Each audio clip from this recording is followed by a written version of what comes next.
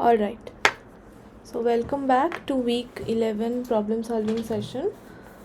So I'll be discussing a few problems today or the uh, some concepts which were discussed in during week's 11 lectures, and after that I'm going to start with an introduction to R software, and I'll show you hands on how we can perform the analysis related to the topics that we have discussed so far in using the R software. And I'll continue this software discussion in the next week also, but today I'm going to start and give you a brief overview. Is it okay? Okay, ma'am. Okay. So before that, as I ask every day, do you have any questions pertaining to last week's lectures or doubt clearing sessions? Anything you want to ask, discuss? Please feel free. No, ma'am. Okay. Alright. So then I'm going to start with today's session. So, 1 second.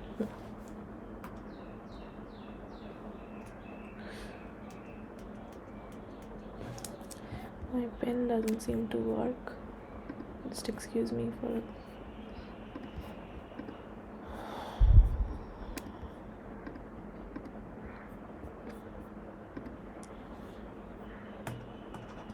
okay. Yeah. So these were some concepts which were discussed during week 11 lectures. So week 11 was mostly theoretical based, and we got some introduction and motivation related to topics which cover, like, which are very vast topics, but we got to know of few concepts and few introductory terms related to those, which are extensively used in econometric modeling. So the first one was the simultaneous equations model. So what was that simultaneous equations models? So in that context, we learned something about endogenous and exogenous variables. Now, what are those? So endogenous variables are those variables which affect a system, and in turn they are affected by it also. And exogenous variables are variables which do affect a system, but they are not they do not usually get affected by it. So as an example of endogenous variables, we learnt about price and quantity.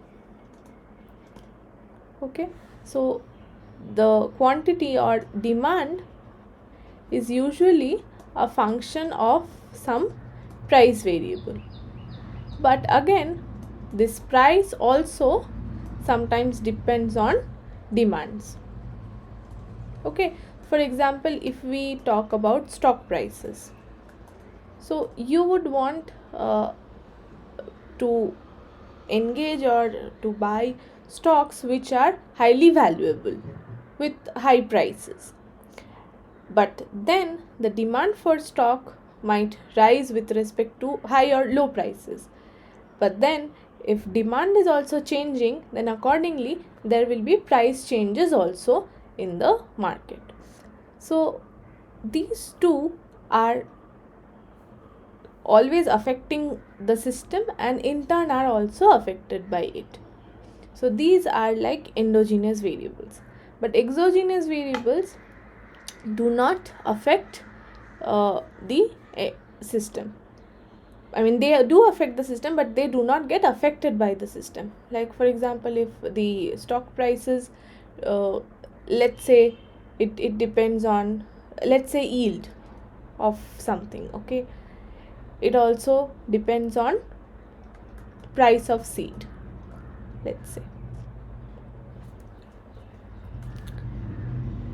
Something, I don't know whether this is actually true or not, but if we consider some external factor like rainfall, so rainfall is going to affect this system, but in turn it will not get affected because we do not have any control over the natural calamities or whatever happens in these cases. So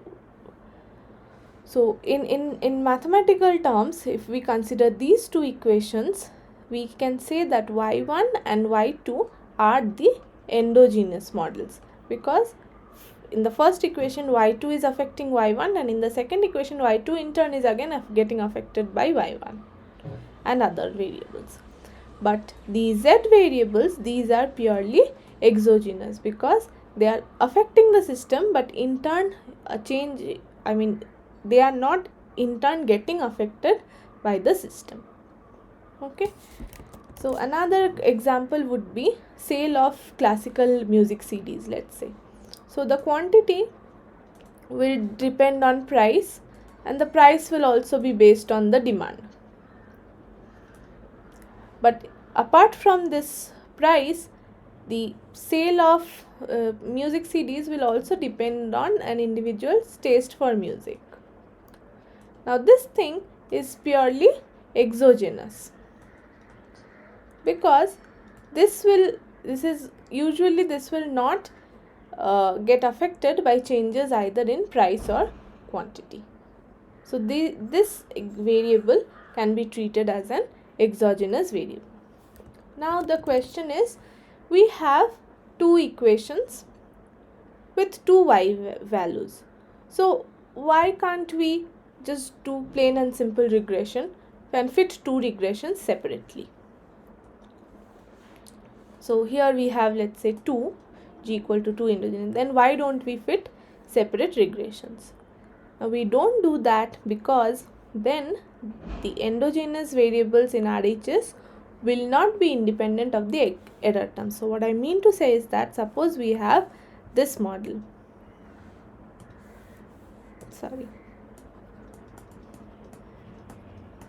Plus alpha 1 y2 plus beta 1 z1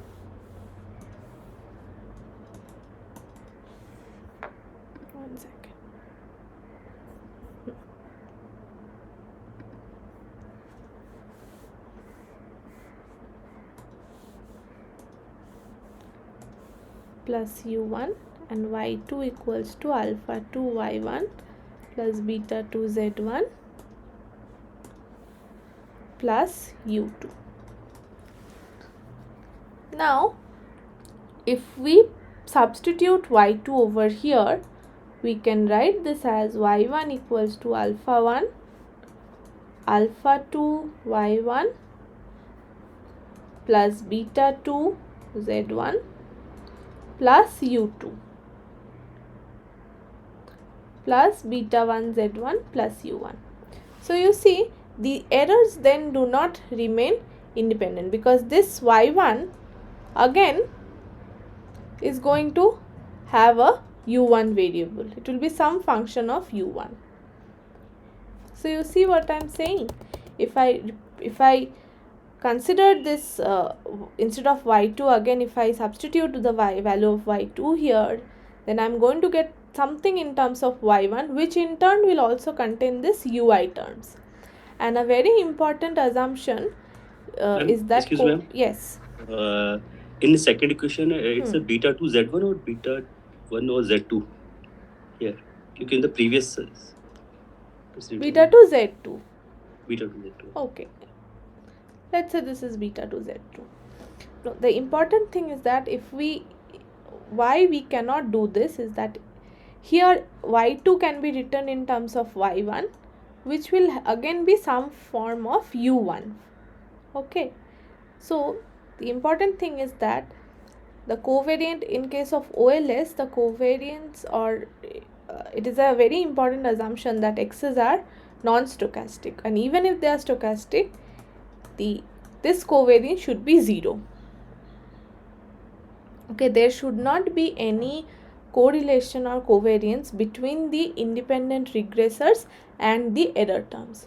That assumption is getting broken over here, and that is the reason we cannot apply OLS to, we cannot fit separate regressions and apply OLS. Okay, because this error is getting incorporated the RHS of the model, and it does not remain independent of the error terms. That is U1. So a way out is to transform the system of equations, this one, in order to get a reduced form model where the endogenous variables are expressed only in terms of exogenous variables. So y will be only expressed in terms of something like this and a stochastic error term.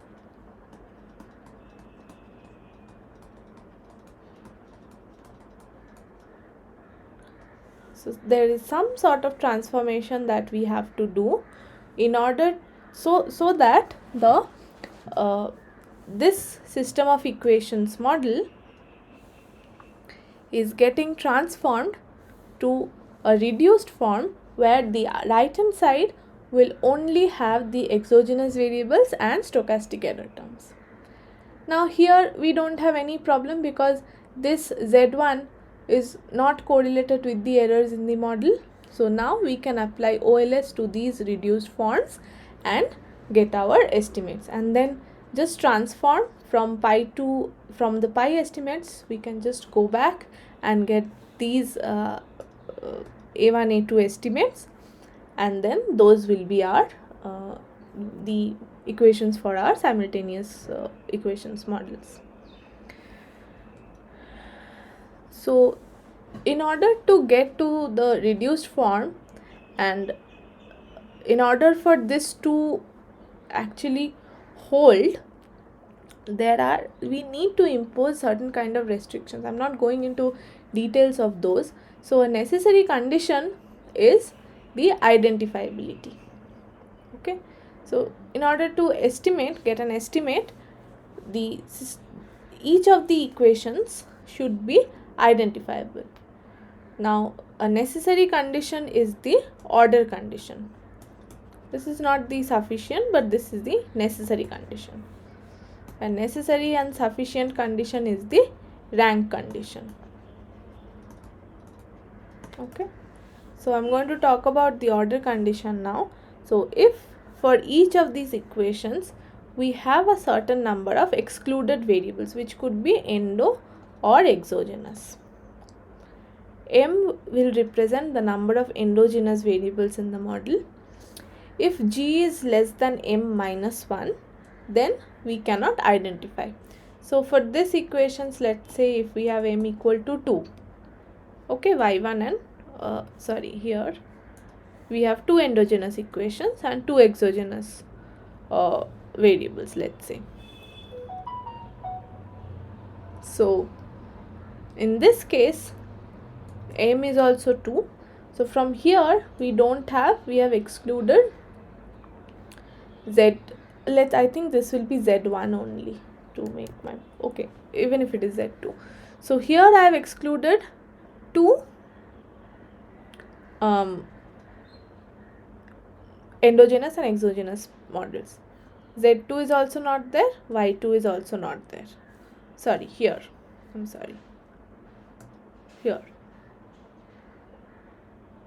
Here in the model we don't have 1. Z2 is not there in the first equation.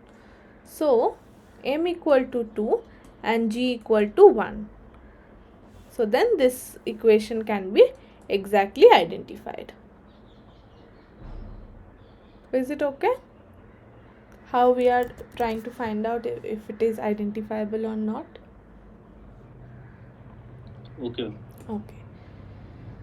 So another thing that we have come across is the simultaneity bias, which refers to the fact that the expected value of OLS estimated structural coefficients are not the true betas.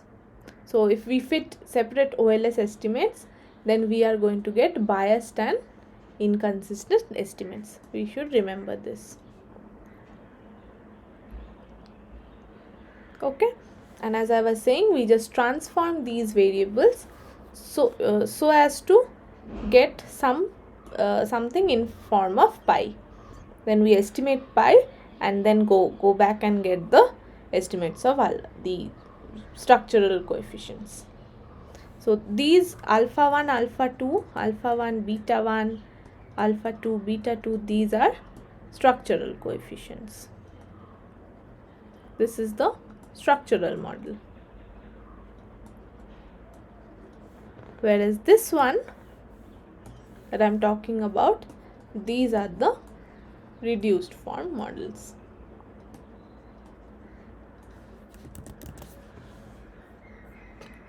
Is it okay? Then we got this one, that y2 in terms of exogenous will be called the reduced form equation. So now we can derive correlation and find out that this y2 and u1 are uncorrelated, and that is the y2 and yes, y2 and u1 are uncorrelated, hence y2 is they are correlated and they will be endogenous. So they are going to give biased and inconsistent estimates. Okay, y2 and u1. Covariance is not equal to 0. Alright, so as I was saying, that if we have a structural equation, we can make some transformation, we can get reduced form equations, and we can use these reduced form equations, use OLS, and then go back and get the structural equation coefficients. Apart from this paradigm, there are other methods also, like indirect least squares and two-stage least square, two SLS, two-stage least square solutions. So these are the other two estimation techniques. There are other techniques also, like 3 SLS and so on, but for simplicity we have just discussed only these two. Then we had an introduction to panel data and how we could use the dummy variable model and fixed effects model to evaluate and get the regression coefficients. Now, very basic, if I have to say, what do we mean by panel data? So panel data is cross-sectional plus time series. So for example, if I let's say I am studying weight of an infant, I'm trying to follow 500 infants till puberty, let's say. So my model is like two folds. In one category I have age, so 1, 2, 3, 4, 5, 6, 7, 8, let's say till 15 years of age I'm monitoring. And then I have 500 individuals. So this is, let's say, infant 1, infant 2 is 500. This will be the 500th infant. And here I am. So this is my system, and here I am modeling the weights.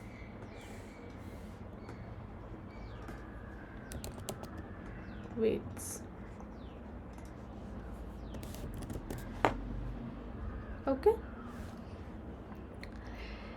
So if I consider this data set, let's say I'm looking at weights of 500 weights of 500 infants aged 5 years. This is my cross-sectional data. Okay. Again, this one, let's say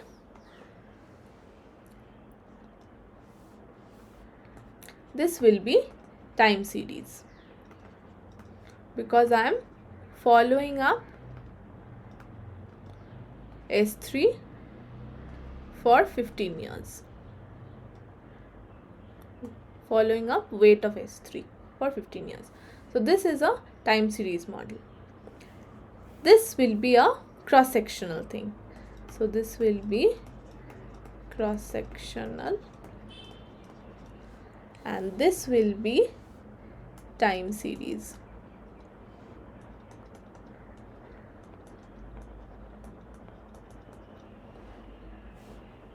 But if we consider both of this together, then the entire thing, if I consider together, let's say I consider NT, total data points, then we have panel data. So here N will be 500, T will be 15. So if I consider the entire thing and try to analyze them together, then this will be my panel data. Is it okay? Panel Okay. data is sometimes also called longitudinal data. Now, for this panel data, we could have two types, could be of two types. It could be, we could have a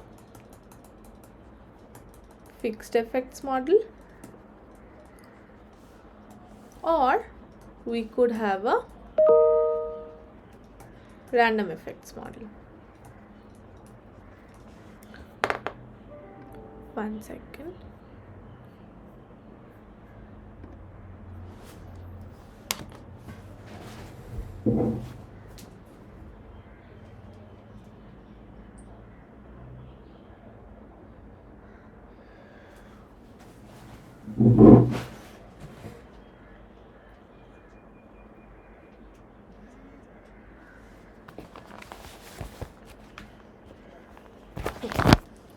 So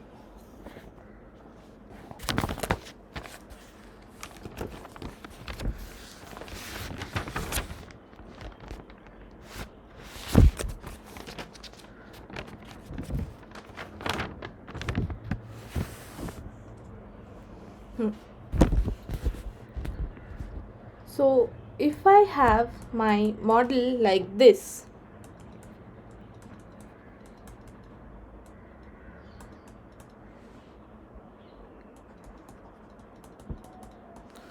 we could pool everything together, take all the data points together, and then formulate such a model. This would be my pooled model. For fixed effects, what we believe is that we would have, for each individuals, there would be a separate intercept that would account for inter-individual differences. Okay, so these alpha i's are the fixed effects.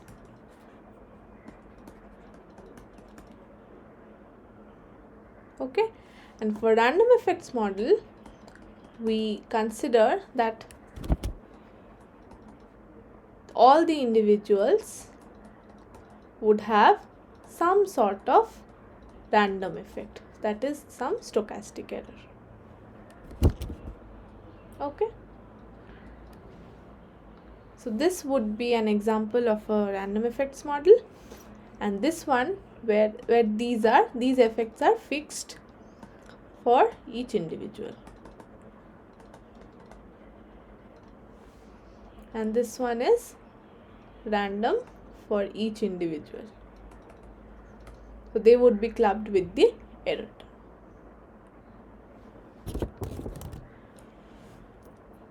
Is it okay? So in the class it was discussed that how we could do fixed effects modeling. So one way was to use dummies. So if we have n individuals in our study,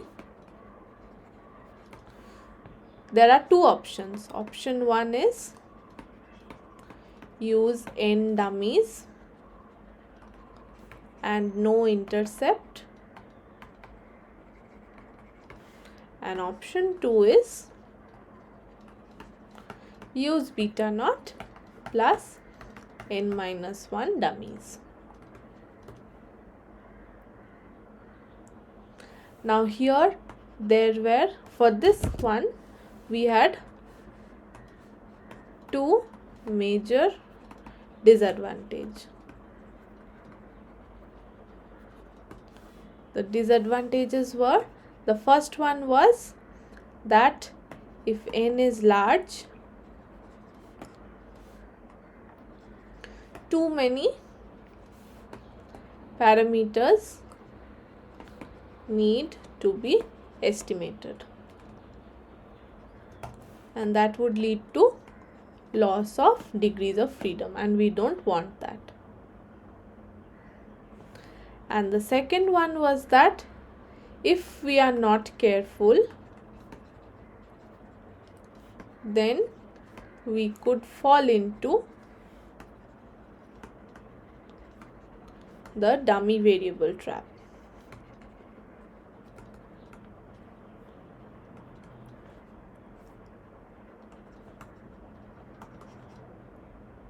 If we use beta naught plus n dummies, then we are going to face problems of multicollinearity. Okay, so this was also discussed.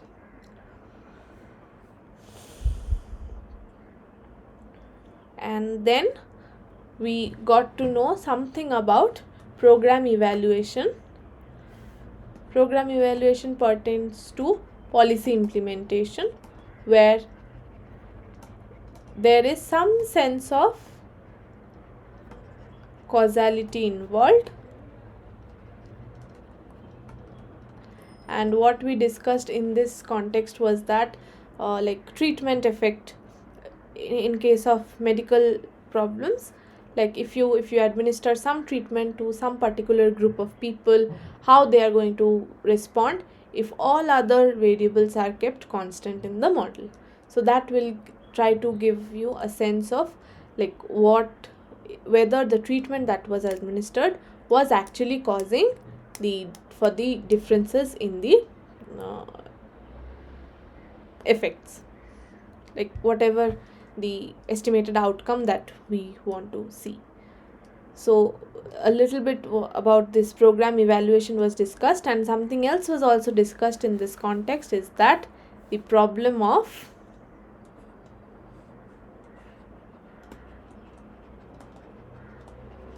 selection bias. So in RCT it is random. Randomly people or individuals are allocated to treatment or control group. But in case of econometric modeling, there can be some sort of selection bias, and in order to tackle this selection bias and other issues, we would use this difference in differences estimators that was also discussed in the class notes. Okay, so with that I'm going to move on to the assignment problems. So this one, let's say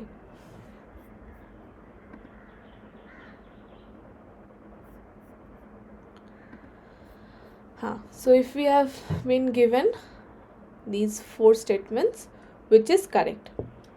The number of equations can be less than the number of endogenous variables. Is it true?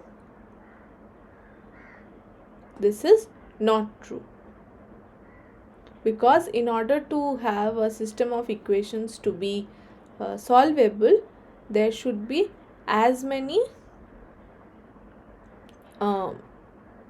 at least as many equations as there should be the number of endogenous variables. Okay, so this is not true. The endogenous variable in one equation cannot appear as an explanatory variable in another equation. This is also not true, because by definition it should appear.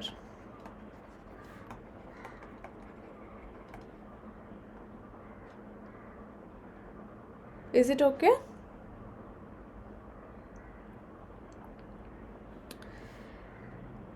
This one, there can be at most one endogenous variable. This is also not correct because there can be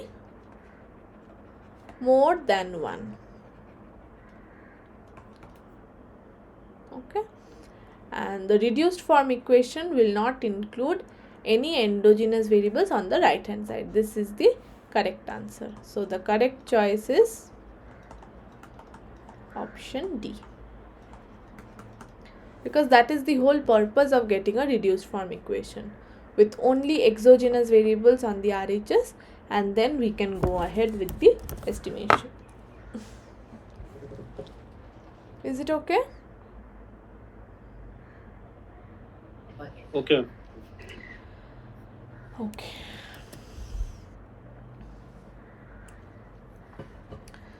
So here for this problem we have two equations, the demand function and the supply function.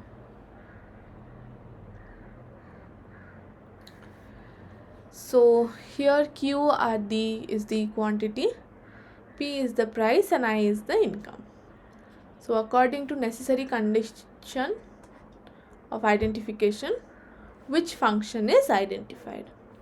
Remember the necessary conditions, where G would be the number of omitted variables,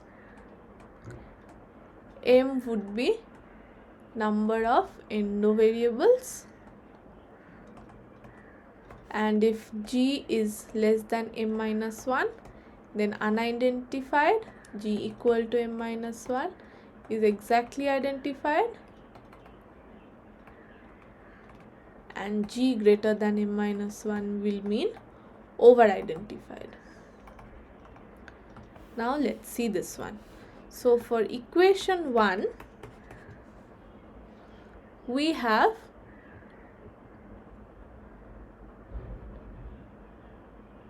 all the variables.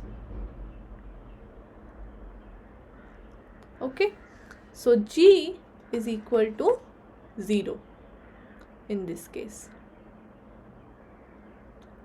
so which is less than M minus 1, because M equals to 2, QT and PT. These are the endogenous variables. IT is exogenous because it only appears in RHS. Okay, so equation 1 is unidentified.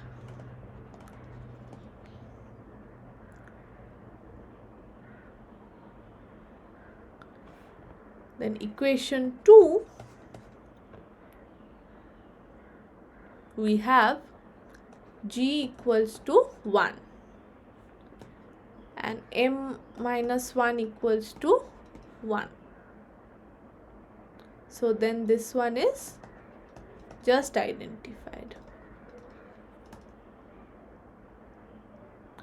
So the correct option is option B.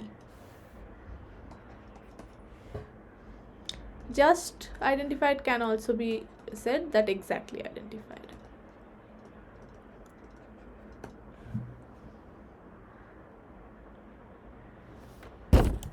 Is it clear?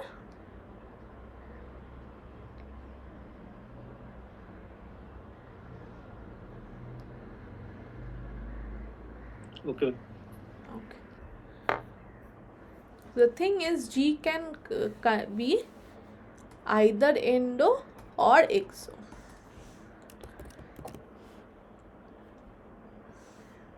Sometimes you would call G as restrictions also. So as I was saying, in order to have this reduced form equation, there are few restrictions that need to be imposed. So those restrictions are in terms of G. Essentially we are setting the coefficient of these variables to 0 in the structural equations model. Okay, so you just need to remember this part. in order to find out if they satisfy the necessary conditions of identification. We should note that these are necessary conditions, not sufficient. Okay.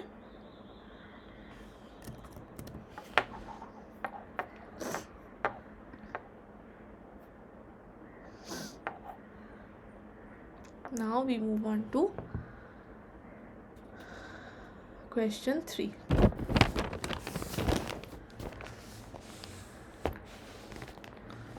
So here we have the structural equations.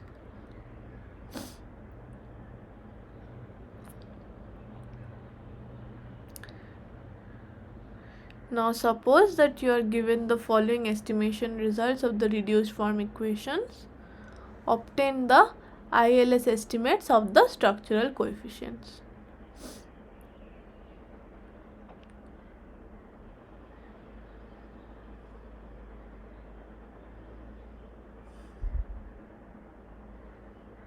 Okay, so since these two are equal, we can write at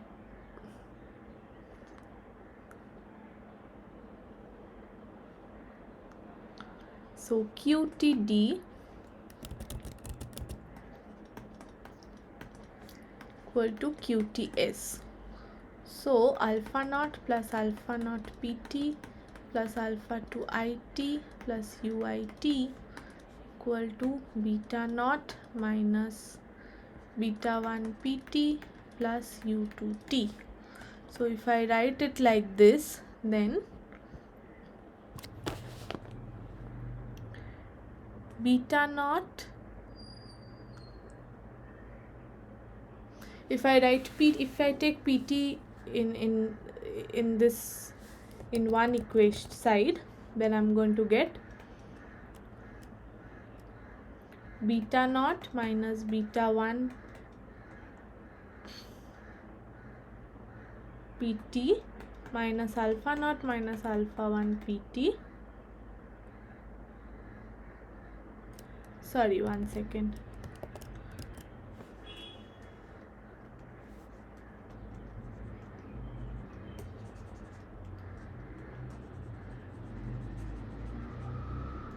If I bring everything to the left hand side, then alpha 1 PT minus beta 1 PT equals to beta naught minus alpha naught plus alpha 2 IT plus UIT. So then I would have PT equals to beta naught minus alpha naught by alpha 1 minus beta 1 PT plus alpha 2 by alpha 1 minus beta 1 IT plus UT.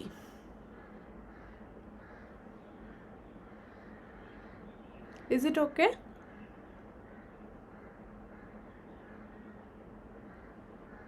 Okay. 1 second. This one will go right side, no? So this one will become minus. This is going to the RHS. So this will be U2T minus U1T. Okay, I'll write it in a fresh slide so that it's visible. So here we have QTD equals to QTS. So then we can write like alpha naught plus alpha 1 PT plus alpha 2 IT plus U1T equals to beta naught plus beta 1 PT plus U2T. So alpha 1 minus beta 1 PT will be equal to beta naught minus alpha naught minus alpha 2 IT plus U2T minus U1T. So PT will be beta naught minus alpha naught by alpha 1 minus beta 1 minus alpha 2 by alpha 1 minus beta naught IT plus some Vt. This will be the equation for Pt. So if we have this reduced form, Pt bar equals to some pi naught, or we can write it as reduced form Pt equals to pi naught plus pi 1 IT plus Vt. Okay, and we have pi naught hat and pi 1 hat. Okay, similarly we have to derive Qt. So Qt is what? Qt is, if we substitute in equation 2, let's say, then we have Qt equals to beta naught plus beta 1 Pt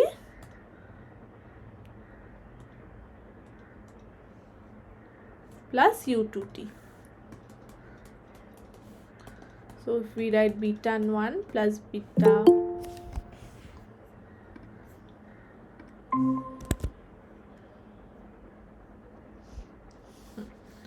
so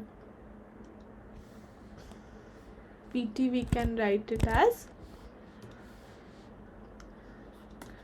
alpha naught plus alpha 1 IT plus U2t equals to beta naught plus beta 1 pi naught plus beta 1 pi 1 IT plus U2t. So then Qt reduced can be written as, this could be pi 2 plus pi 3 IT plus, okay, here I would have something else also, I would have Vt, so this would be some V star t. Okay, now from the OLS I also have pi 2 hat and pi 3 hat. Okay, now I am going to trace back and get all of these equations. Okay, now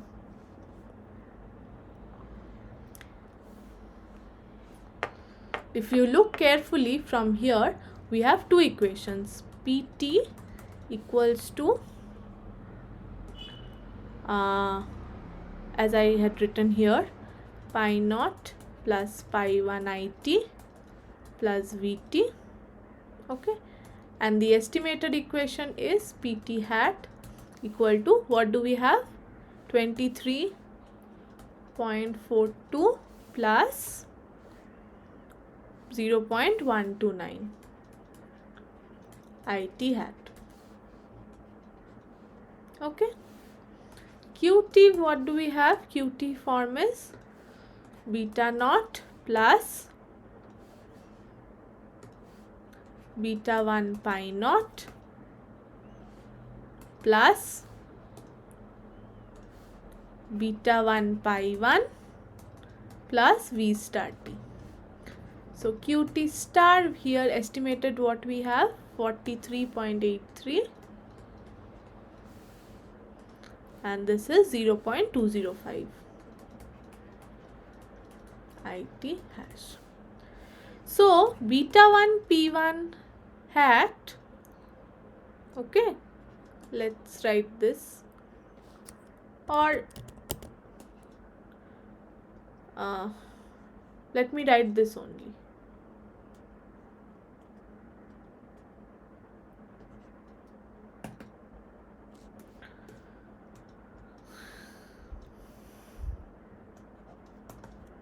Zero point 0.205 and pi 1 hat is 0.129.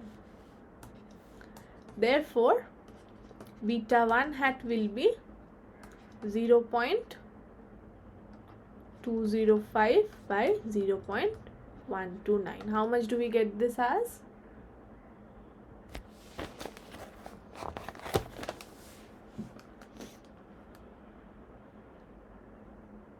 1.589. 1.589. And beta naught hat equals to pi, this is beta, yeah, so sorry, beta naught plus beta 1 pi naught is equal to 43.83. So then beta naught equal to 43.83 minus beta 1 hat is 1.589 into pi naught is 23.42. So how much do we get beta naught hat as? 6.61. 6.61.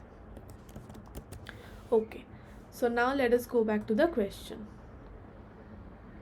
Is it 6.61? 6.615. Are you sure? Sorry. Oh no, this is fine only. Because the answers are little. Can you please check once more? Okay, ma'am. Okay.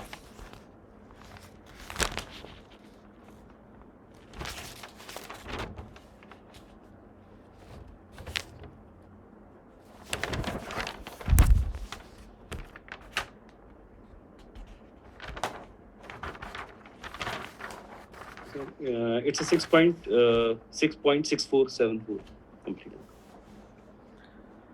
I got something else.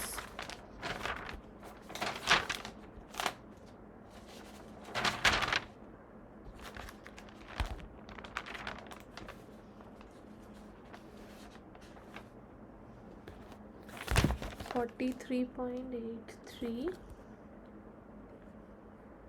minus beta 1 value is this one, 1.589 into 23.42. 6.615 only I'm getting. Okay. Maybe some problem.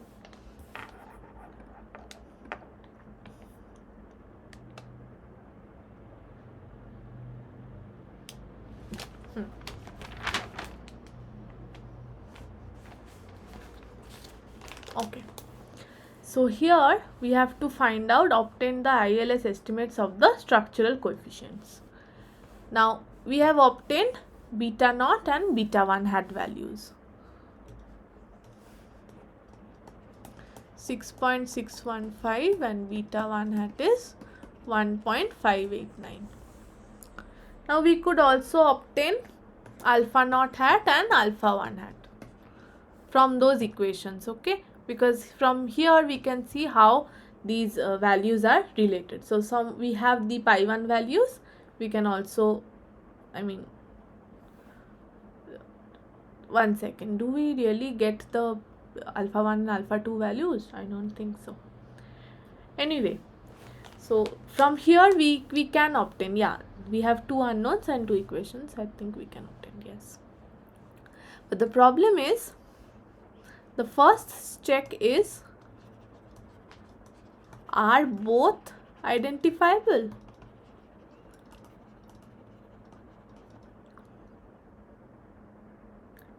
So how will we check? We'll check with the necessary condition. So here for this one, none of the variables are getting excluded. So G is 0 and M we have 2. So this equation 1 is unidentified. But equation 2, we have G equal to 1, M minus 1 equal to 1. So this equation is identifiable. So we can only have estimates for identifiable equations. Therefore, the correct answer is the ILS estimates of the structural coefficients is option A, because we have obtained beta naught and beta 1 hat and because 2 is identifiable.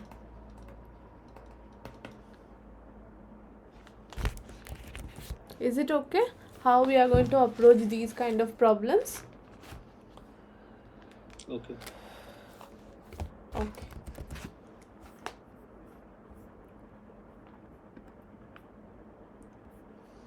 Okay, so now we have to select the correct statements concerning the disadvantages of fixed effects model. Dummy variable. This is LSDV, the full form is least squares dummy variable.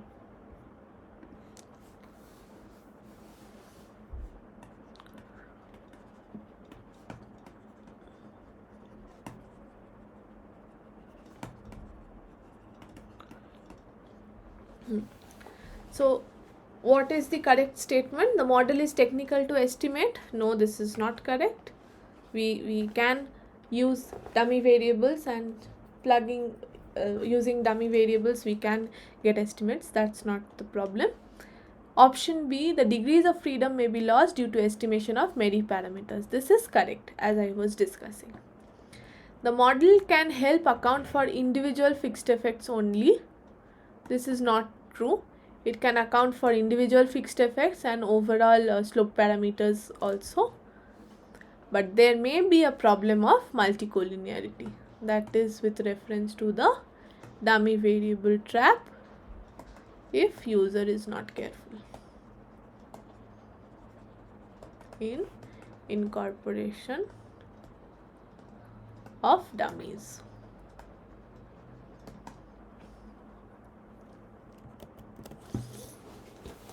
Is it okay?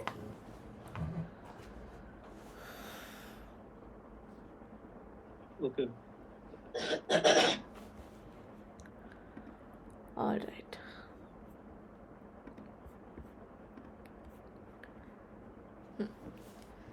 So now if we consider the following equation and determine the class of model it represents. So here we are taking differences between two consecutive time points. And how many difference we are taking? Difference of order 1, because it's t and t minus 1.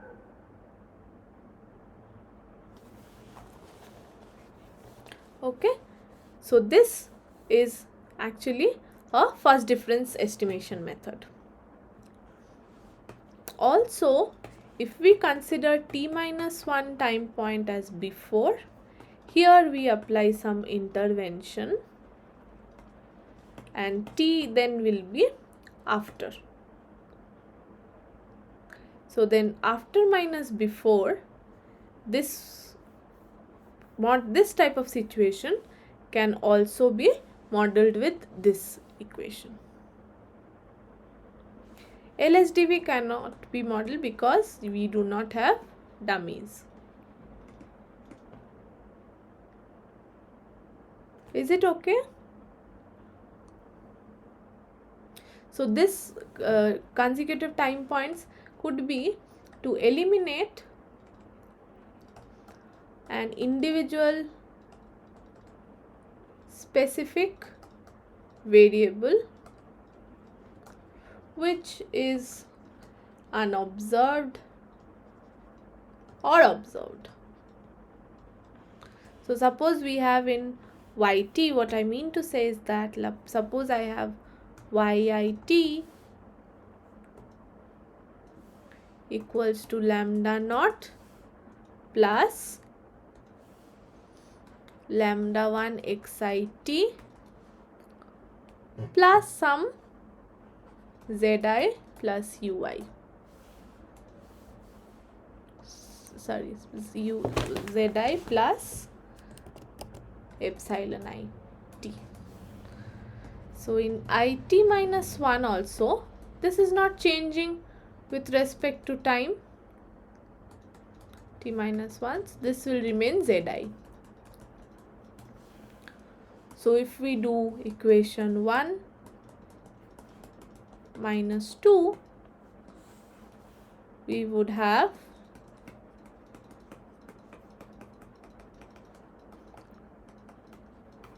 this one and this one is going to cancel.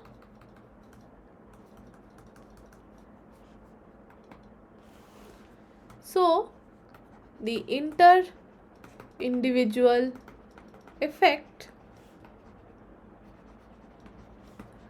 that do not change with time, they are removed. So in case of fixed effect models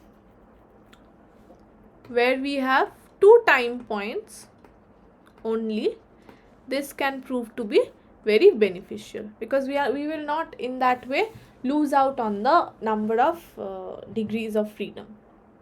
But the problem is this is only applicable if we have 2 time points. This is the difference method, or this before after.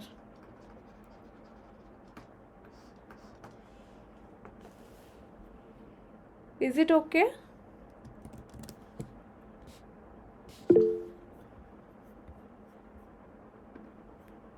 Okay.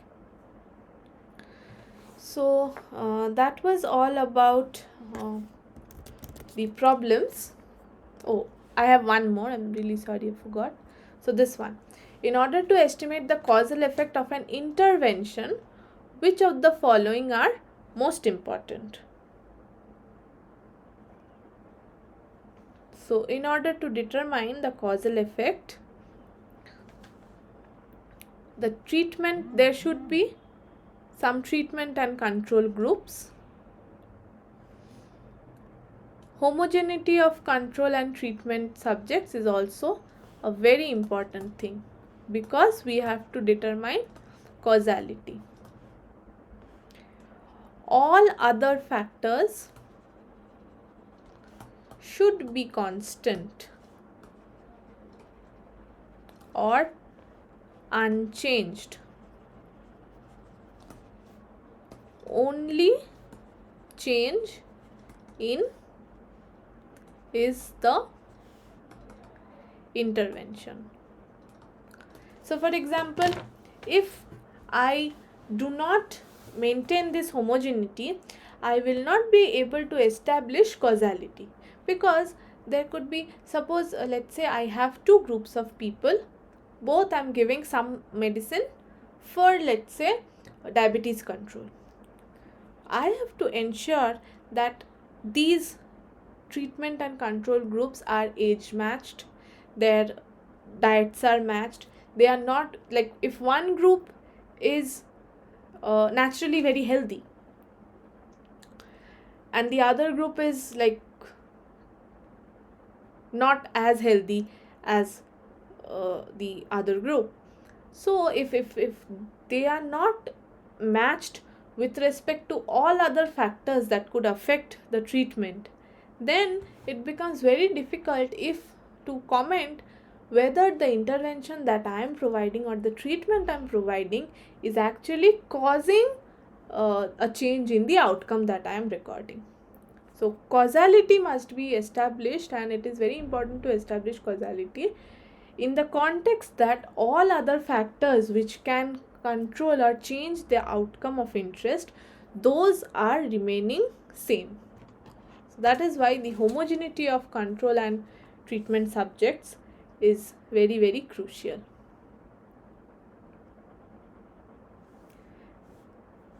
Okay, a randomized control trial is also it's not an a very important, it should be, it is somewhat important, because if but then again we have to ensure that the subjects that we are randomly assigning into treatment and control groups, they do not have very huge intra-individual differences or inter-individual differences. They should be homogeneous. Okay, and panel data is not going to give an estimate of causal effect. It is just going to give the associations. But causality is cannot be established just with panel data. Is it okay?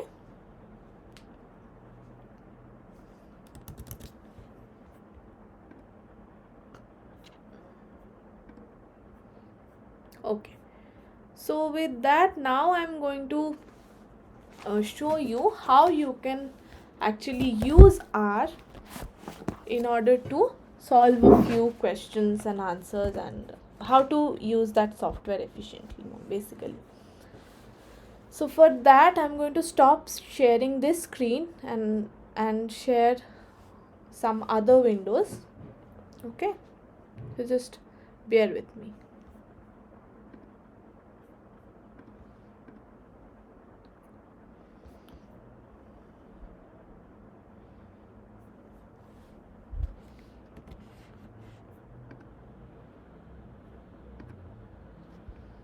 All right, so please let me know if you can see my entire screen now.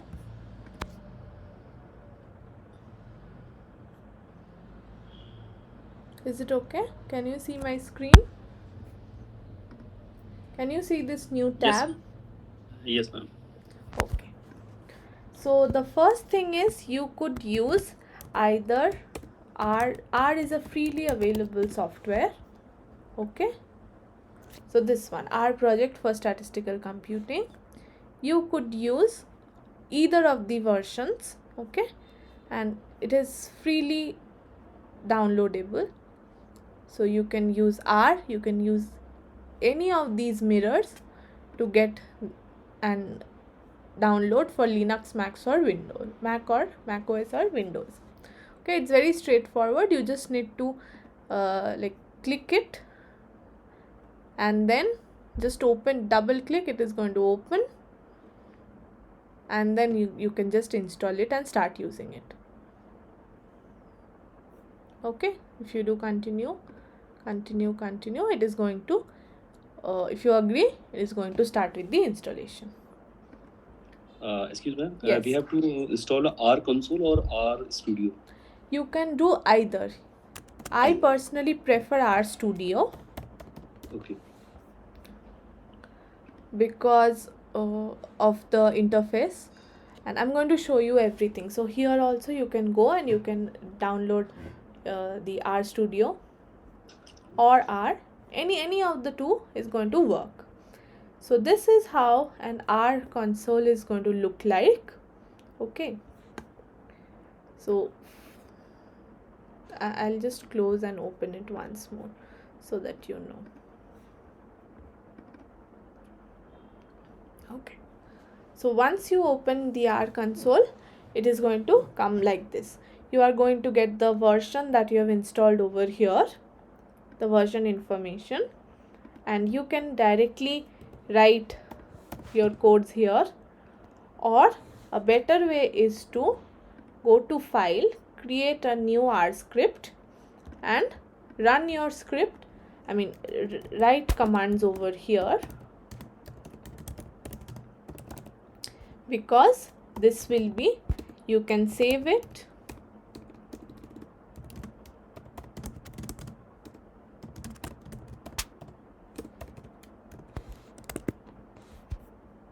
sorry,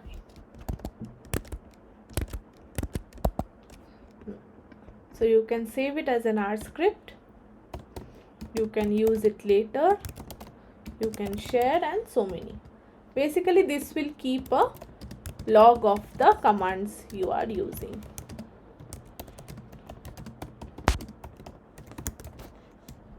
Okay, so you can either use this or you could also use R Studio. So the interface for R Studio is like this. This is your console where you can run it one by one.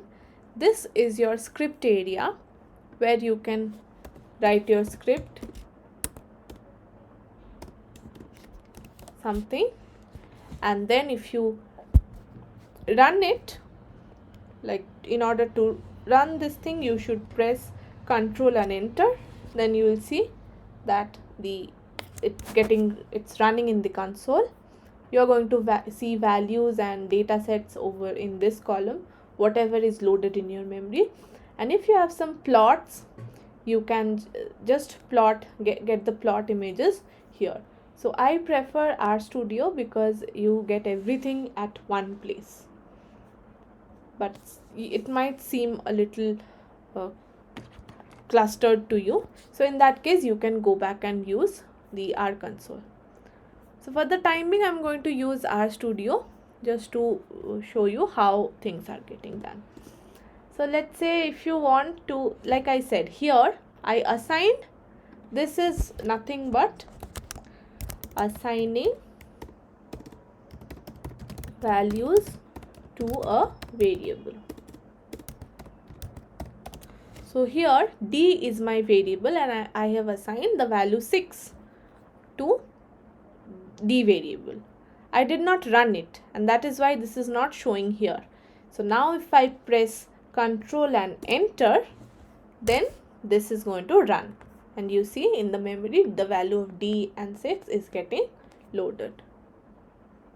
Okay, instead of the equal to operator, we could also use the assignment operator. Can you see my screen? Like, is it visible or do I need to increase the font size? I'm visible, but little bit increase the font size. Okay. Otherwise, we have to zoom the yeah, screen. exactly. Zoom in.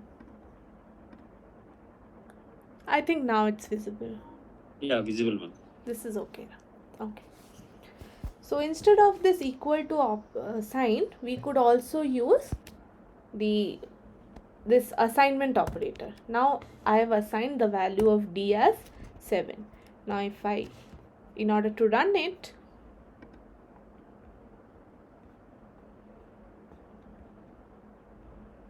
yeah, I just have to press Control and enter. So you see the value of D got changed from 6 to 7 in the memory. Okay, so this is how you can assign values to a variable. Now let's say you have an array of numbers. Okay, you want to get that value. So you can assign, let's say I have x equal to, so in order to create an array, we have to use this C command in order to define the elements of an array. So let's say this array will contain the first 10 integers, positive integers. So I can write 1, 2, 3, 4, 5, 6, 7, 8, 9, 10. So if I run it, you see this is a numeric thing. Okay. Now let's say I want this sequence of numbers 1 to 10, but skipped every 2. Sorry. So then I have numbers 1 to 5. The seq column is going to produce a sequence from 2, and this will be the difference between the numbers that we are going to use. Now if say I want to repeat each of these 5 times, each number 5 times, then I'm going to write this repeat x 5 times. So what happens? I'm getting 1, 2, 3, 4, 1, 2, 3, 5, 7, 1, 3, 5, 7 like this. But if I write each equals to true, then what I'm going to get is 1. Oh, okay. So here I'm going to do 1 to 10, each equal to true.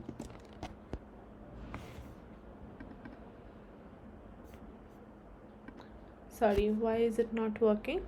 So Now right now I'm like stuck in this program. So if I press F1, sorry,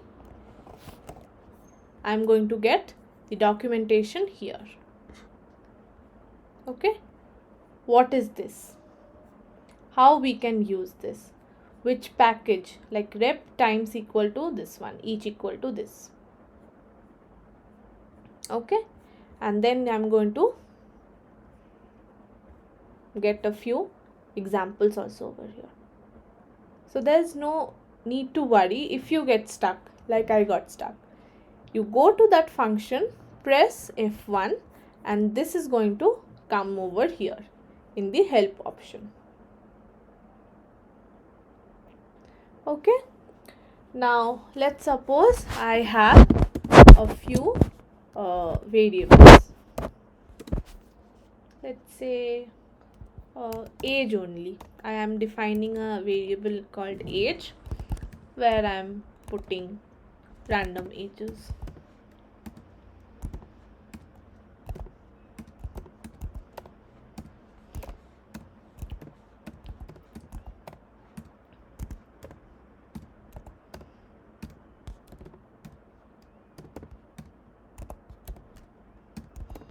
Okay, now I want to look at the distribution of age, let's say.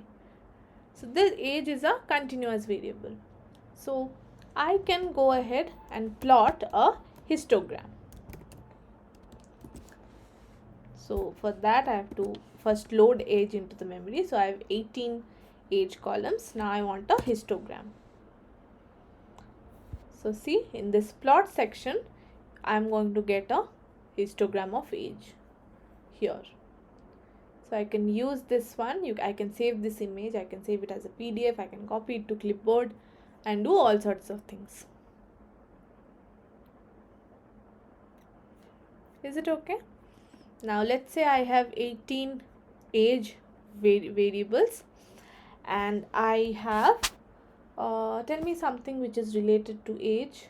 I'd say income. Let's say income also I'm doing in, let's say this is in thousands. So 50, 70, 20, 10. Ma'am, can we draw a frequency table also? We can also get a Age. frequency table. We just need to give table. So this table command is going to give you the frequency. So there are 4 individuals aged 10, 1 individual aged 14. Okay, you can see if you can get a grouped frequency table from R. You can just try it out. Okay, so as I was saying, I need 18 values. So 1, 2, 3, 4, 5, 6, 7, 8, 9, 10, 11, 12, 13, 14, 15, 16, 17, 18.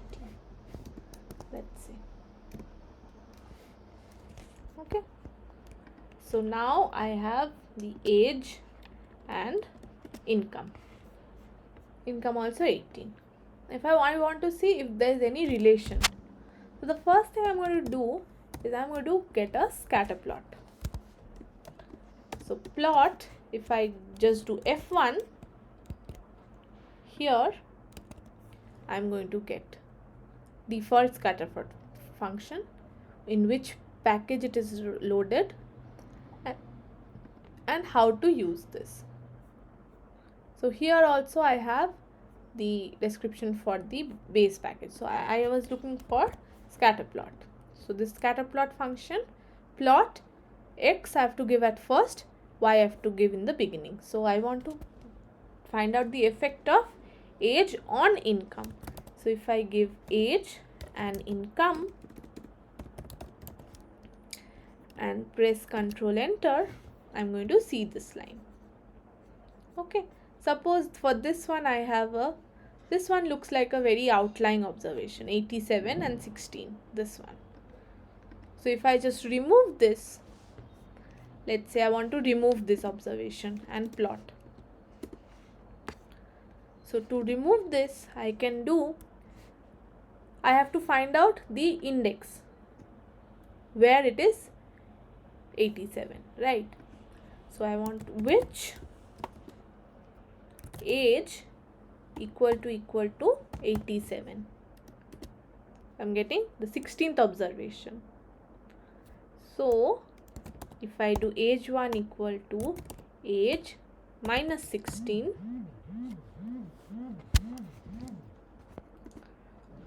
then what will my age 1 look like?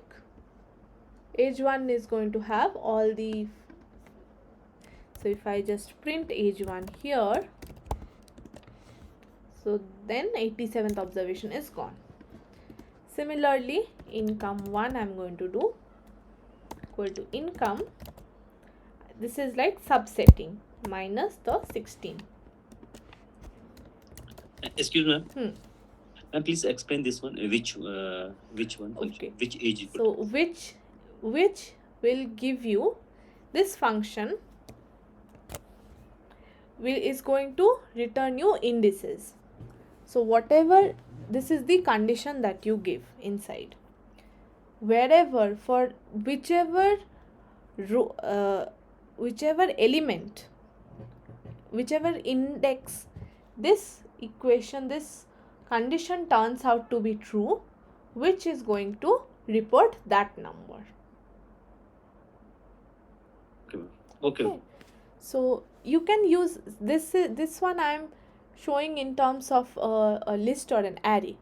You can use these functions, are very useful even when you use a data frame or something of the sort. I'll show you one example where you can use this switch command. So Okay. if I give income 1, I'm, so what has happened, I have removed this 87 and 16 observation. Okay, so now if I plot age and income, you see, can you see some sort of straight line fit? Like it looks like that it is somewhat dependent on the age. Okay, so based on these scatter plot evidences, we can now go ahead and fit models and do anything, or you can do a lot of things with this. Okay, so whenever you are given, for the purpose of exams, I'm going to say you can just explore this and look at suppose you want to find out what libraries you have installed. So this command library is going to give you whatever library is already installed by default when you download the R package. Now suppose you want to get few functions which are very package specific. There are some functions where you, like for example, if you want to you want to run the Bruce-Pagan test for heteroscedasticity. So there is a particular function, but that function will be only accessible when you load the respective corresponding library. So it might so happen that that library is not pre-installed. In those cases, you have to go ahead and get that library installed. Okay, so if I want to clear console, I'm going to clear this thing.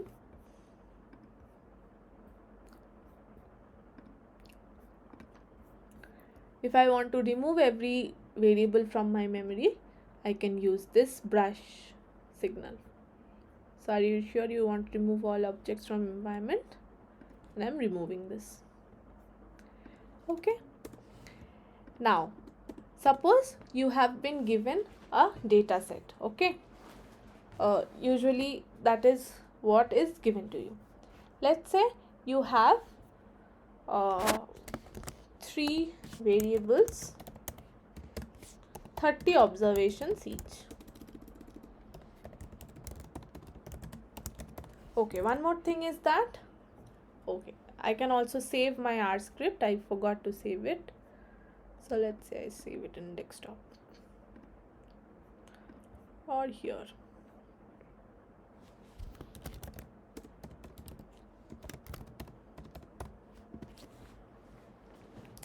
Okay, so this hash thing is comment. Okay, if you write anything before hash, then this will not get executed. Like I'll show you. Let's say I am clearing this plot area as well. Now I want to run this area, so I press Control Enter.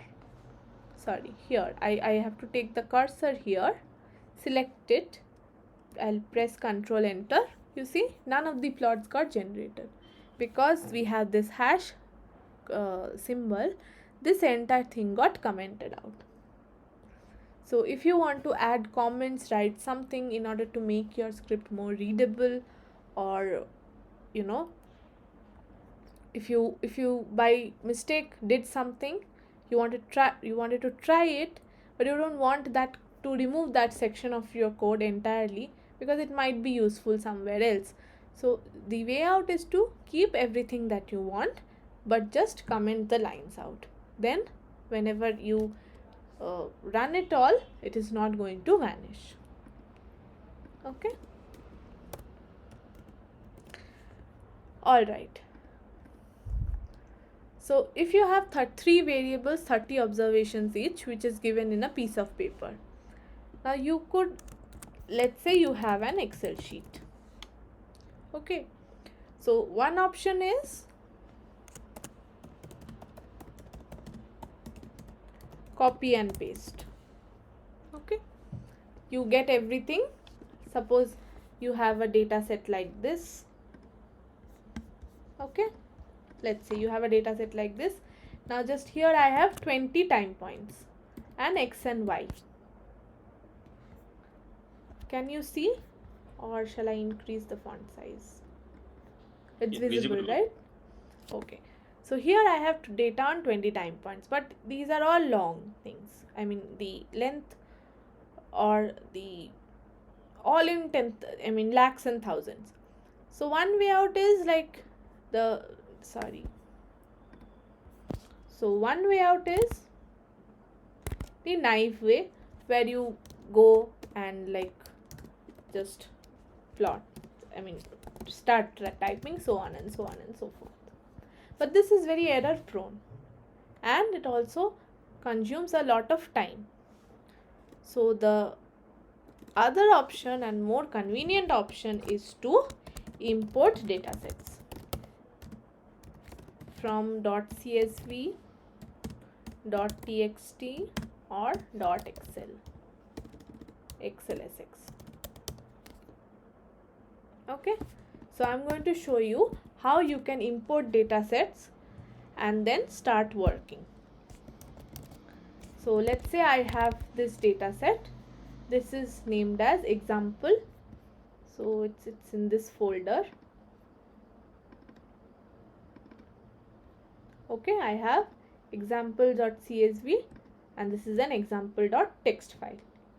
So the same information I have put it in 2 files.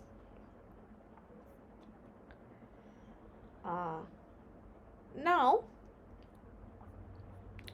I want to load this file and I want to set this folder as my working directory.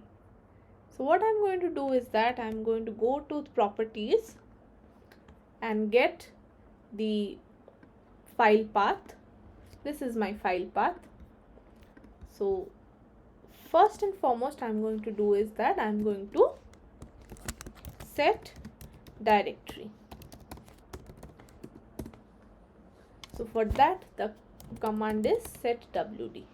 So I'm setting working directory and within quotation I am going to give that file path. So I'm going to properties, I'm getting that file path, I'll copy it, I'm going to paste it over here. Okay, now if I run this thing, so right now I am here in that working directory. Now I want to load my data in both the formats. So if I want to load a CSV file, I'm going to use read.csv, and within quotes I'm going to specify the file name, example.csv. I want the header information. These headers I want. Header equal to true.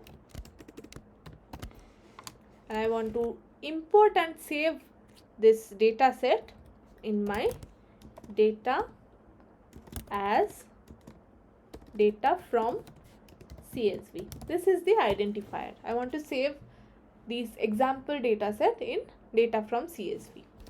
So if I run it, then I can click here to find out how my data is looking like. Okay. Even if I don't want to click here, I can use the head command, head dataset name n equal to 3. So I want to see the first 3 rows. So this is going to give me the first 3 rows in the console.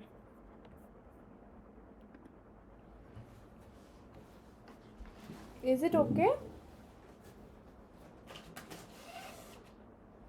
Come, I'm doing, ma'am. Here. Sorry? I'm also doing, ma'am. Okay. Yeah. But you will not have that data set. You can use one dummy thing. No, I'm actually I am having my own Okay. office data set. Okay.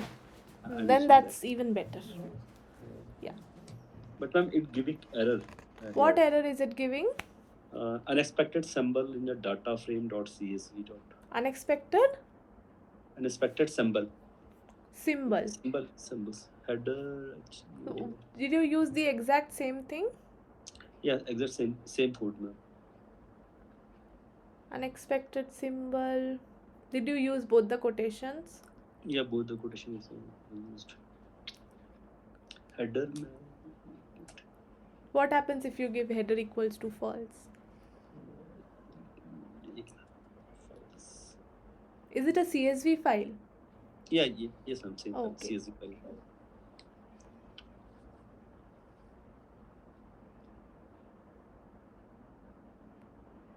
Madam, header if we write header equal to true, so what this represent in the program? So here I am getting this thing. Okay. By default header will be true. Now if I have header equal to false, so then we'll not have the column names. That will come here. The column names will be getting included in the rows. So then we can have errors. But suppose if we have such a file, suppose if we have, let's say, a file which is starting from here and it's directly values, but we know what the first, second and third column signify. In that case, if we do not give header equal to false, what is going to happen? These will become headers. And then if I have 20 observations, I am going to get 19 observations in my data set. That is why we should specify whether we want the headers or we don't want the headers. Headers means basically column names. Okay. So if you get stuck anywhere, just Google. No, ma'am. Working, ma'am. It's working. So where was the issue? Issue was that first that set WD I didn't run that command. Yeah. So if you do not so if you do not set this working directory, if you want to read, you have to give the entire path over here. Yes. That is the thing. All right. So now we have loaded this data from CSV. Now I want to load the same data from a text file.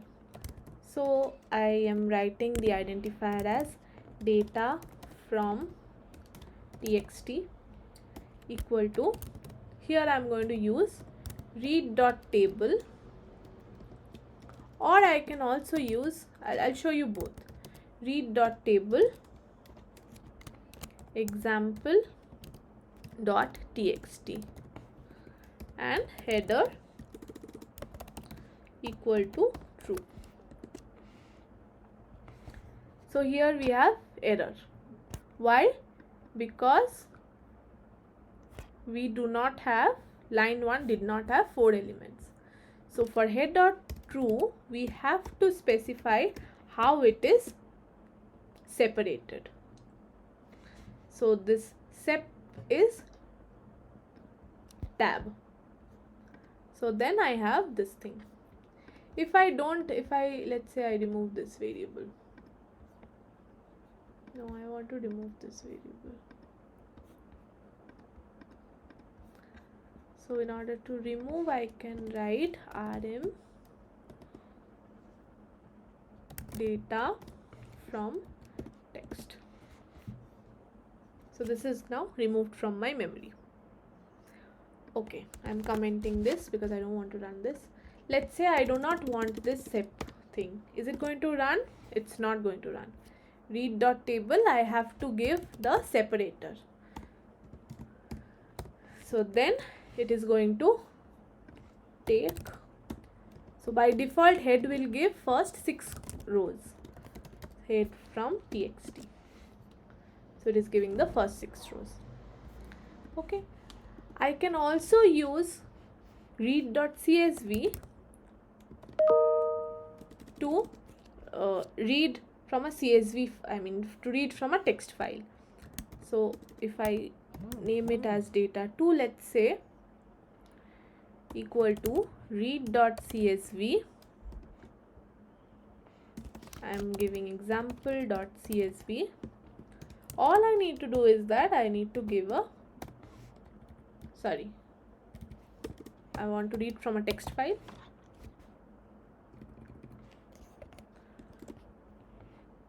Then data2 is also working.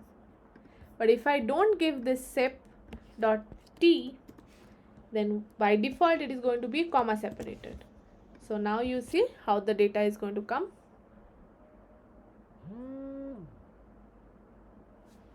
You understood, right, the difference? Yes, ma'am. Understood. So if we do not specify the separator, by default it is going to look for commas. And if it doesn't find comma, it is not going to separate the columns. So if we have a text file and we want to use that CSV thing, we have to use sep equal to _t. Okay, so now I have 3 things. This is like the incorrect one, where I have the header information encoded over here. Now I can remove this. I'm going to remove, let's say, this data and from CSV and data from text from my memory. Okay, Ma'am, in yes. the given window, below window, it's written console, terminal, and background job. What this is represent this? Background job is whatever is running in the background. Terminal is, instead of using this RStudio graphically, if I go and run it in the terminal, then how is it going to change? Terminal is like the Linux or Mac interface, where I can go and just write commands. So if here I can run, see each single lines, because this is a GUI, I can run each of the signals. If I have to run it from the command, I have to write a script, and then I have to give R script, then the script name, and then everything at once will be executed. And if I want to open from terminal, then I have to give R, and then another the R script will open up, the console will open up, and then I can type and do it. That will not be the graphical interface. Okay. All right, so I cannot use clear here. I can use clear in terminal. Sorry. Yeah, so I'm going to clear this terminal and then I'll see. All right, so now I'm going to make a fresh script. Here I'm going to load all the data set. I'm going to set directory. I want to load this data. Let me load it in CSV format. Header I'm going to do true. So I want to run everything at once. So let me just remove this also. So I'll do Control A, the entire script will get selected, then Control Enter. Okay, so now I have 3 data points. First things first, I want to see what is the data type of each of the columns. So in order to find out the data type of a data frame, I have to write str, that represents structure. Okay, data from CSV. So what is the structure of this data structure? It is a data frame. Now data frame with 3 columns, namely time point, x and y. X and y are integer columns and time point is a character column or a string. Okay, so this is just exploration. Now since these are numeric columns, I don't need to do anything else. I can directly go and get a plot. I want to plot a regression between y and x. So I am going to plot x comma y. So x will be data from CSV $x. So if we have a data frame and we want to access columns of a data frame, we have to use the $sign. Okay, and y equal to data data from CSV $y. I'll run it. So here I'm getting almost a straight line thing. Okay, so I can just go ahead and plot a regression value. So in order to plot regression, this one I'm going to save as example 2. So this is like giving me scatter plot of the data. Now keep this in mind, these are like very basic plots, but if you want more advanced plots, you can also use packages like ggplot, which will give you very, very nice looking plots, but those are like advanced things. This is what the basic is about. You can also you can add title to this plot. Like for adding title, you write main equal to scatter plot. You can also add labels. So this one, it is taking whatever you have supplied. This name it is putting here, but that's not true. You don't want that. So here, let's say xlab is to add x label. Within quotation, you write x, that is the name of the column. ylab equal to y, that is the name of this column. So you see that writing column name went away and we have now x and y here. Okay, so now I want to plot I want to obtain a regression line. What will be the regression line? So in order to get regression, the command is to use lm. Now lm,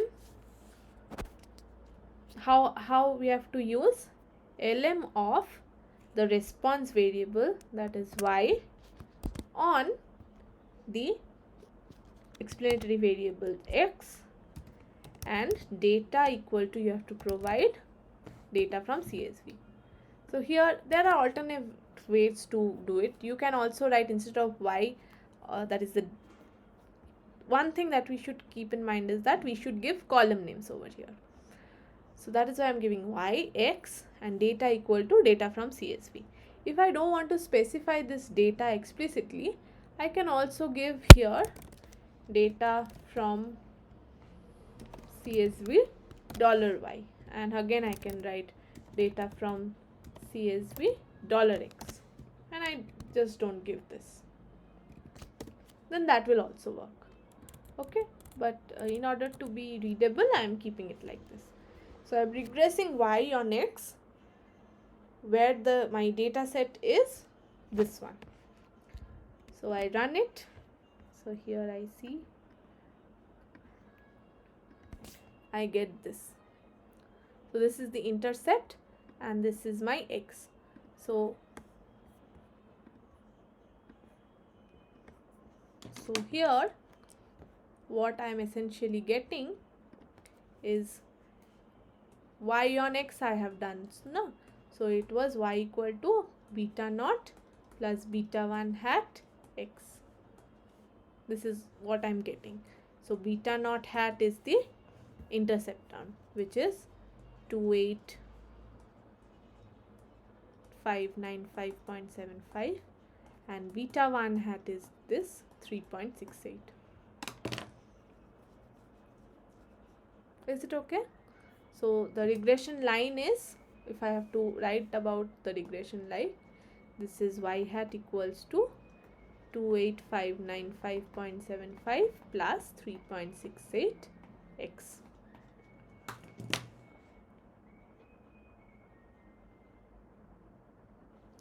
Is it okay? Is it clear? Now this is a regression line with intercept. Now I want to fit a line without intercept. So in order to do that, what I'm going to do is that I'll do lm y on -1 plus x, and data will be data from CSV. So then I'm going to get this model.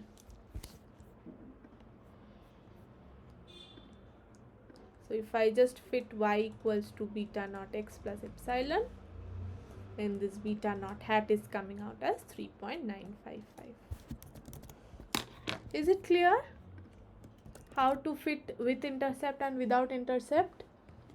Yes, ma'am. Okay. Now I have got the regression line with intercept. I want this one. Let me name it as, I am going to choose regression line with intercept. So let me rename it as my model. Okay. So my model is lm y on x data equals to data from CSV. So I've run it. So my model has these many things. It has list of coefficients, list of residuals, list of effects.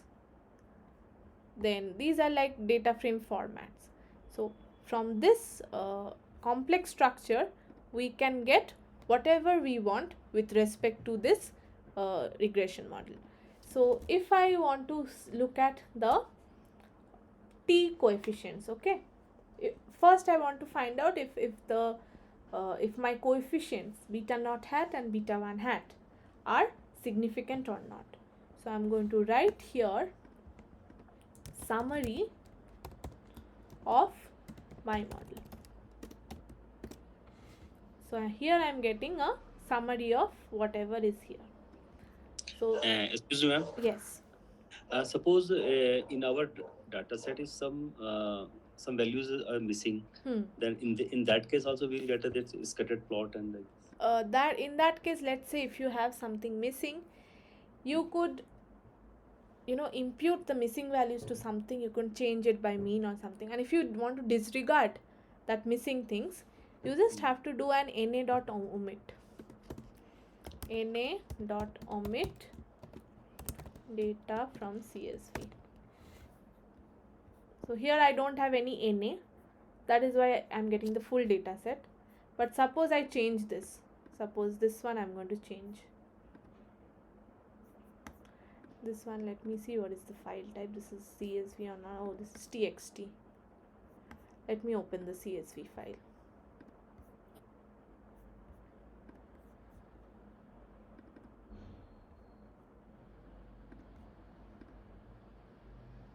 This is a CSV file. Okay, so here I am going to remove one column, let's say this one, and I'm saving it. year 6 the x value is missing. Now if I load the data set again, you see this is NA. I don't have anything here. So if I do this, it is going to come like I removed everything, then I again read it. I'll get the plot. LM value also I'm going to get, because by default it is going to remove. Okay, but specifically if I want to remove, then I can do data2 equals to na dot omit data from CSV. So then data2 is going to have 19 observations. That entire year 6 row will get removed. So while LM is taking care of this, there are functions which will not support NA values. There you might have to use some modifications like this. Okay. Okay. Okay. So now I have the new model. If I give summary, I'm going to get. So whatever residuals have been generated, these are the 5-point summaries. The minimum value of the residual, maximum value, median value, first quartile, and third quartile. Coefficients that I see here, those are the t coefficients that I want to look at. Okay, so here suppose I was telling beta naught plus beta 1 x plus epsilon, I got beta naught hat and beta 1 hat. Now if I have to test for hypothesis beta naught equal to 0, then we were doing a t-test. Remember, the test statistic was beta hat by standard error of beta hat. It would follow a t with that error degrees of freedom, that, and we would set aside if it is greater, less than, or not equal to 0. So whatever here we have standard error, estimate standard error, and p value. Estimate is this beta naught hat. Okay, standard error is this one, t value is this one, and this is the p value associated with this association. Now the alternative in this case is beta naught not equal to 0. Just remember this. Okay, this alternative is getting tested in the. Ma'am, here PR represent what, ma'am? PR represents p value. Okay, it should be less than 0.05. It should be less than 0.05. So here whichever is less than 0.05, those are significant. These are the significant codes that you have been given. Okay, so if you have 1 star, it means it's less than 0.05. If you have a dot above, it means it's less than 0.1. If you have nothing, then it means that it is not significant at any level of significance. So if you have more than 1 stars, then the higher the number of stars are there, the more significant your variable is. So this x, this regressor is highly significant. Intercept term is also very significant. So what I mean to say is that this t value and the associated p value is from this single hypothesis testing of coefficients. Okay, t-test. These are the t-test results. See here, they have reported 1 observation deleted due to missingness. Okay, now here we have the residual standard error, and the number of the error degrees of freedom is also reported over here. So here you see you had n equal to 19, and we are estimating 2 parameters. So error df would be 19 minus 2, that is 17. That is what has been reported over here. Okay, and we also have the multiple r square and the adjusted r square. Okay, and this is the f statistic with p value. So if we want to test if the entire model is significant or not, so remember this ANOVA table that we used to do. This is the regression, sources of variation, this is regression, this is error, This would be 1, this would be n minus 2, this would be n minus 1 df. Sum of squares, mean squared, f statistic and p value. This would be the ANOVA table. So here this f would have a coefficient of f1 n minus 2. So f statistic, this is the reported statistic value, and this is on 1 and 7, and this is the associated p value. If I want to get the ANOVA table and those sum of squares and mean square values, all we have to do is that we have to write here ANOVA my model. This is the ANOVA result. Is it okay? See, these here we have the sources of variation. Here we have the DF values, sum of squares of due to regression, sum of squares due to residuals, MSE, the F value and the associated P value. If P value is less than 0.05, it's highly significant. That means the model is significant. Is it okay? Okay. Okay. Now this is fine, but here we have run, let's say, OLS. Excuse me. Yes, yes. In a previous here it is written multiple R square is 0.987. This indicate what, ma'am?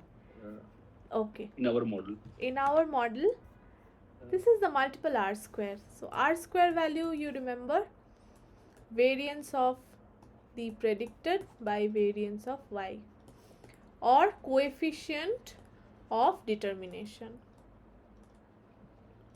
This value is the R square. And this is the adjusted R square. Adjusted R square, if you remember, we discussed, if we keep on increasing the number of regressors in the model, R square is going to increase.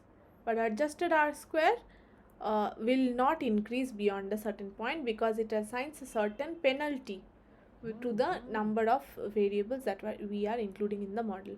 So adjusted R square is a better metric, because as we increase the number of variables, the R square is going to increase. We will have better models. But why will we go for a very complicated model when a simple model can serve our purpose? Okay, so that was the difference between multiple R square and adjusted R square. So this one, coefficient of determination, is the R square value. Alright, so now when I have the R square values and adjusted R square, I want the Y hats, the predicted things. So if I have, I just have to write predict my model, and then I'm going to get the predicted things. If I want to write predict my model, comma 78 or something, x equal to, let's say, oh, I'm not getting this, but there is a way to find out, how this, if I supply an x value, how is it going to react. We can check this area, predict LM, how this works. Okay, so here I have to object new data I have to give. So if I have another data frame, there I have to give this same format with the new data, then that is going to give me the predicted Y for the new data. Okay, so if I can get the predicted Y values, if I give resid model, I'm going to get the residuals of my model. Okay, so now I want to find out, ma'am, excuse yes. me. Here residual is a 20. The 1, 2, 3, 4. The serial numbers are given. Residuals are 20. Okay. Yeah, big. 1 second. Like below one, ma'am. Console model. In the console, it's 1, 2, 3, 4, 5, 6, 7, 8. 6 is not there. You see. 5 then 6, 7. 7, 9, 7, 8, 9, 10. Because we excluded 6, no? Oh, yes. Okay. That was any. Okay.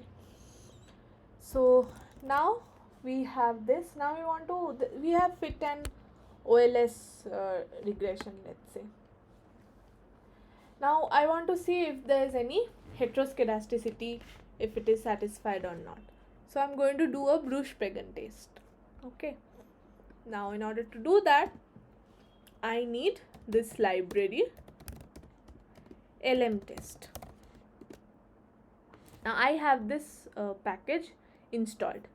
If you don't have it, then all you have to do is that install.packages, within quotes you have to write LM test.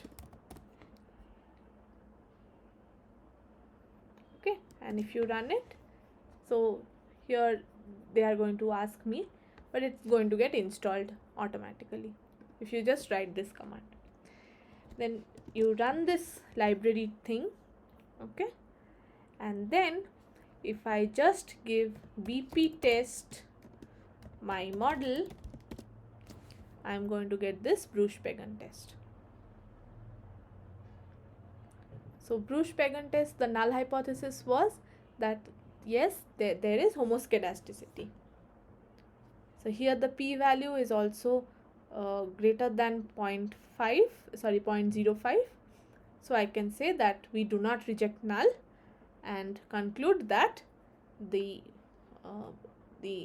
error variances are homoscedastic.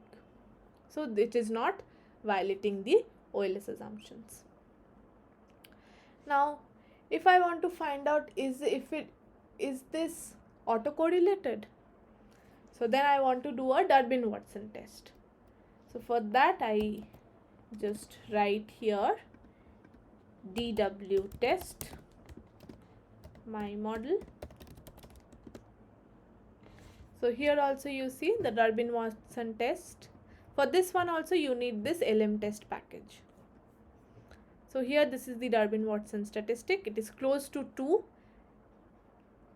So if it is close to 2, we had discussed with that scale, it is not autocorrelated.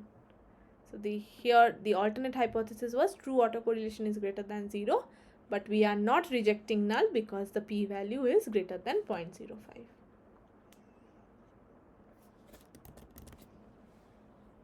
Is it okay? Okay, ma'am. Okay, so I will stop now. I'll continue with this discussion and whatever tests that we did previously, how to get the solutions from R. So I'm going to show you that also next week. Okay, any questions from today's session? No. Okay, if not, then I'm going to stop my presentation and I'm going to see you next week. Thank you so much for joining. Okay, thank you, ma'am. Thank you.